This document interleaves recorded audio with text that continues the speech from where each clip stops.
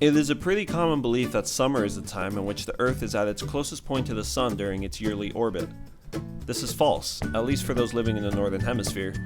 The Earth is actually at its farthest point from the Sun during the month of July and doesn't reach its closest point until the month of January. But if that's true, then why does it get so damn hot during the summer? Turns out that the cause of summer has nothing to do with the distance between the Earth and the Sun, but rather the tilt of the planet on its own axis. The Earth is tilted on its side approximately 23.5 degrees. During the summer, this tilt allows the Sun's rays to hit the Earth at a steeper angle. The light does not spread out as much, thus increasing the amount of energy hitting any given spot. The long daylight hours also allow Earth plenty of time to reach warmer temperatures. During the winter, the Sun's rays hit the Earth at a much more shallow angle. These rays are much more spread out, which minimize the amount of energy that hit any given spot. The longer nights and shorter days prevent the Earth from warming up, thus bringing us winter. When exactly is the official start of summer? Well, as it turns out, there is no official start. As a matter of fact, it's more based on where you live and what you choose to believe than anything.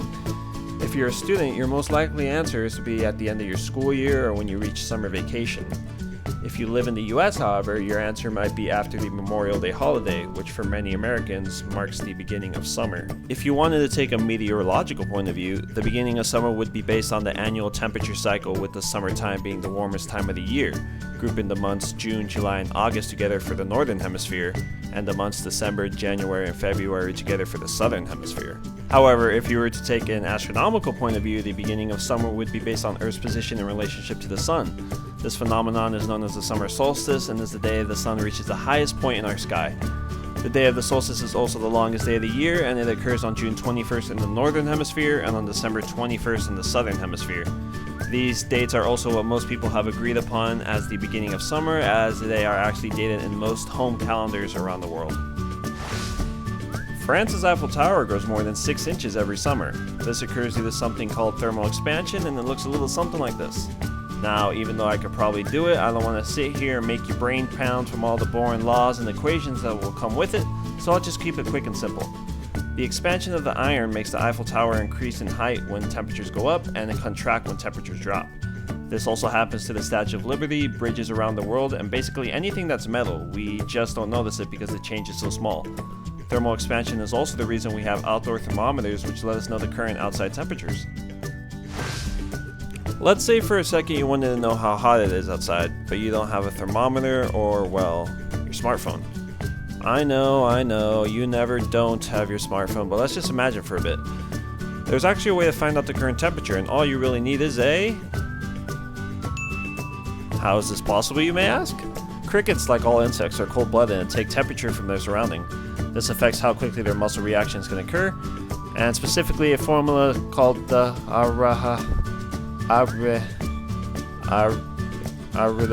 moving on. Basically, as temperature rises, it becomes much easier to reach certain activation energy, thereby allowing chemical reactions such as the ones that allow the crickets to chirp to occur more rapidly. Conversely, if the temperature falls, the reaction goes slow, and but all joking aside, just to find the outside temperature, all you need is the cricket. Count the number of chirps it does in 15 seconds, add 37, and you have the exact temperature in Fahrenheit. Well, at least now we found a use for those little shits that like to sneak in your house at night and never let you get any sleep.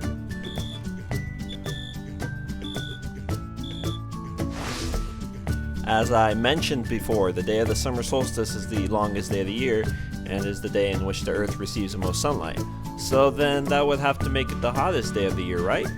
Right?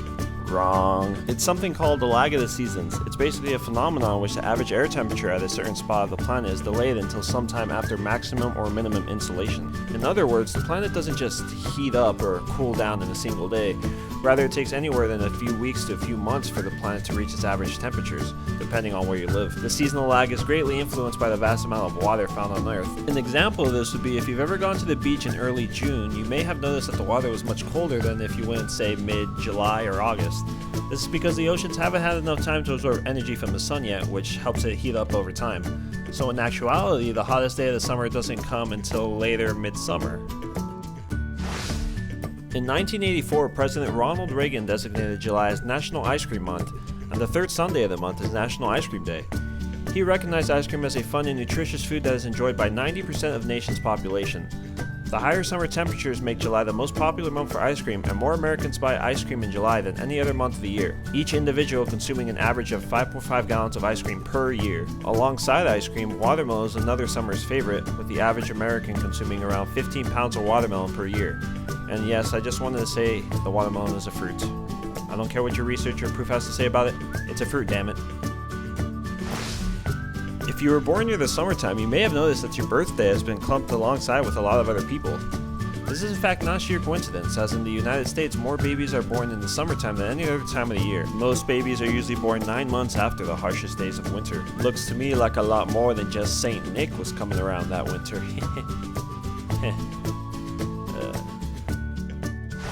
The Olympic Games have always been a summer event favorite. The Games started up in 1896 in Greece and was an instant success. The Games have even become so popular that it led to the creation of a winter version of the game.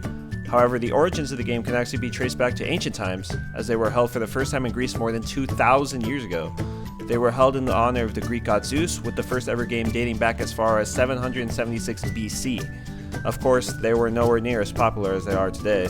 To be in the games, the athletes had to qualify and have their names written in the lists. Only free men who spoke Greek were allowed to participate in the ancient games. Every participant had to take an oath in front of a statue of Zeus, swearing that they had trained for 10 months. Events in these games consisted of racing, boxing, wrestling, chariot racing, long jump, javelin throw, and discus throw. Events were originally supposed to be just 1 day, but they later grew into 5 days, 3 days for the competition and 2 days for religious rituals. The athletes would usually compete nude, but not only because the weather was appropriate, but also the festival was meant to celebrate in part the achievements of the human body. In the past, Frisbees were actually greased pie plates and looked a little more like this. A company by the name of Frisbee Baking Company made and sold pies to many colleges in New England. People soon discovered that the plates could be thrown around, providing endless hours of game and sport. Although many different colleges tried to take credit for the start of the tossing of the Frisbee, it is still unknown to this day where exactly it started. A man by the name of Walter Frederick made a plastic Frisbee called the Pluto Platter and modeled it after UFOs, which at the time were growing in popularity. He decided to do this after he and his wife were offered 25 cents for the cake pin they had been tossing around while at a beach. Each pan at the time only costing around 5 cents. This has since become the basic design for all Frisbees. After a series of volcanic eruptions in the early 1800s, crops in many areas of the northern hemisphere had been poor for several years.